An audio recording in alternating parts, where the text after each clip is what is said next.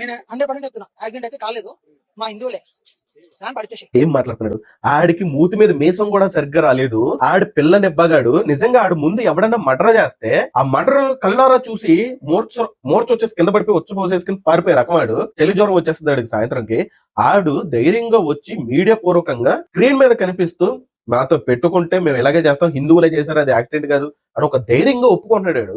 అరే నీకు పిచ్చనా కొడక, నీకు అర్థం కావట్లేదు. నువ్వు చేసావు లేదా పక్కన పెట్టు, హిందువులు చేశారు లేదా పక్కన పెట్టు.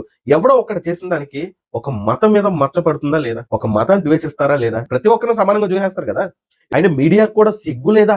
కొన్ని యూట్యూబ్ ఛానల్స్ ఇటువంటి వాళ్ళ దగ్గరికి వెళ్ళి ఇటువంటి క్వశ్చన్స్ వేస్తున్నారు. వాడంత గర్వంగా చెప్తుంటే మైక్ పక్కన పెట్టి లాగి ఒకటి కొట్టాల్సింది పోయి సిగ్గు లేకుండా మీడియా అండ్ యూట్యూబ్ ఛానల్స్ కూడా వ్యవహరిస్తున్నాయంటే నిజంగా ఇది ఒక రెడిక్లస్ సిస్టమ్ అనమాట. ఇలాంటి వాళ్ళు నిజంగా అడిగినందుకు చెప్పినోడు కూడా ఇద్దరిని చొప్పించుకొని కొట్టాలి రోడ్డు మీద.